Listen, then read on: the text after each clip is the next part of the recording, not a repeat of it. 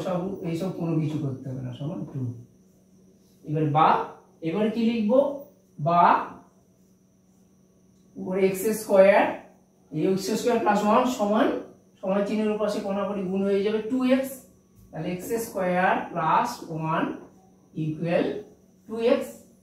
এবার ওই 2x টাকে আমরা এই পাশে নিয়ে চলে আসবো, ওটা ডান পাশটাকে 0 করব এই পাশে সমীকরণ করার জন্য, বা x square plus 1 minus 2x equal to 0। আর এইটা কিন্তু আছে পূর্ণ বর্গাকারে। এটা কিভাবে পূর্ণ বর্গাকারে আছে এটা আমি দেখাচ্ছি। এটা হচ্ছে a মাইনাস b হোল স্কয়ারের সূত্রে আছে।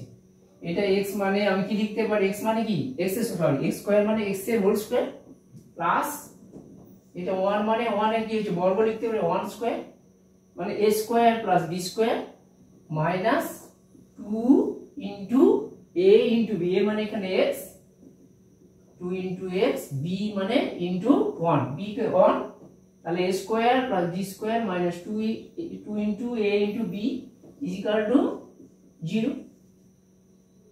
তাহলে এটাকে লিখতে পারি x মাইনাস 1 এর হোল স্কয়ার সমান 0। তাহলে এখান থেকে উভয় পক্ষকে আমরা কি করব, বর্গমূল করে দেব। বর্গমূল করলে এখানে পাবো x মাইনাস 1 সমান কি হবে 0 হবে, 0 এর বর্গমূল 0, আর এখানে x মাইনাস 1 এর স্কয়ারের বর্গমূল x মাইনাস 1, বা x সমান 1 এভাবে পেতে পারি। এটা কোষে একরকম ভাবে পাচ্ছি, কিন্তু ওই যে অনন্য কথাটা বলেছি যে x আর x এর অনন্য 1/x, এই x এর মান কত হলে 1 এ x এর মান কেবলমাত্র 1 হলেই তবে তার অনন্যকে সমষ্টি অনন্য হবে 1, তাহলে 1 প্লাস 1 সমান 2 হবে। তার মানে এখানে যেই মানটাই থাকুক না কেন, এখানে x থাকুক, m থাকুক, p থাকুক, q থাকুক, a থাকুক, তাহলে তার মানটা সর্বদা হবে 1। সেটা আমরা যদি জেনে নেই তাহলে এই পার্টটাও আমাদের কষার কোনো প্রয়োজন লাগবে না। যদি 2 নম্বর থেকে এটা কষতে পারো, তাহলে এখানে এবারে এই মানটা কিভাবে আমরা নির্ণয় করব। এই যে মানগুলো আছে x স্কয়ার প্লাস 1 x স্কয়ারের মান, এবার আমরা বসিয়ে দাও, মানগুলো বসিয়ে দিয়ে আমরা মান নির্ণয় করে ফেলব।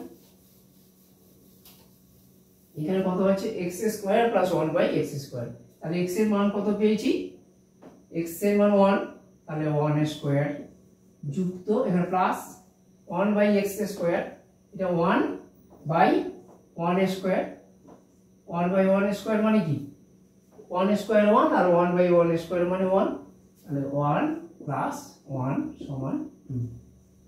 আর কিউবে দেব x কিউব, তাহলে x এটা কি করব, এর মানটা যখন নির্ণয় করব x কিউব মানে কি 1 এর কিউব প্লাস এবারে 1/x কিউব, তাহলে 1/x এর মান 1 এর কিউব সমান কত হবে 1 এর কিউব 1 এর যে কোনো ঘাতের জন্য তার মান 1 হবে, 1 প্লাস 1 সমান 2।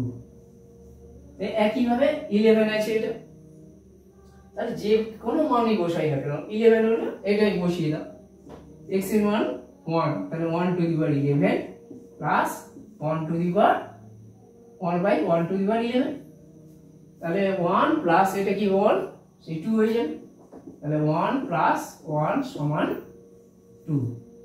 আবার x টু দি পাওয়ার 17, আর এখানে আছে 1/x টু দি পাওয়ার 5, তাহলে x টু দি পাওয়ার 17 মানে কত, x এর মান এখানে বসাও 1, তাহলে কি লিখব 1 to the power 17 plus 1 by এখানে x এর মান x হচ্ছে x টু দি পাওয়ার 5 মানে 1 টু দি পাওয়ার 5 সমান 1 প্লাস 1 সমান কি হবে 2।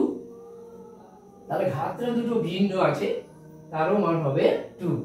আবার এখানে যে মাইনাস দিয়েছি minus x to the power 5 plus 1/x to the power 7, তাহলে 1/x টু দি পাওয়ার 5 মানে কি, তাহলে এর মান এখানে কি লিখব 1 to the power minus 5 plus 1/x to the power 7 মানে 1 টু দি পাওয়ার 7, x এর এটাকে আমরা কি সূচকের নিয়মে চলে যাব, 1 to the power 1 to the power minus 5 মানে কি, এটা কি লিখতে পারি 1/1 টু দি পাওয়ার 5, প্লাস এটা 1 to the power 1 by 1 to the power 7 মানে কত 1, আর এটা 1 to the power 1 by 1 to the power 5 মানে এর মান 1, তাহলে 1 প্লাস 1 সমান 2।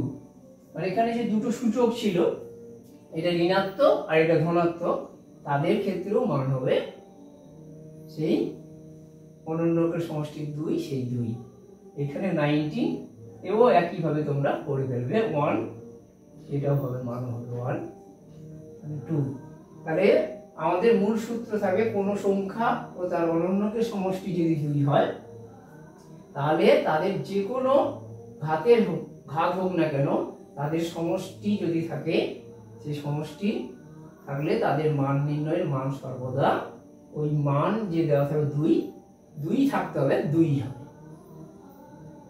এবারে যদি মাইনাস হয় মানে ঋণাত্মক হয়, মানে এই মানটা যদি ঋণাত্মক হয়, সেখানে কি হবে, সব মান শূন্য হয়ে যাবে। কি হবে, যে কোনো সংখ্যাও তার অন্যান্য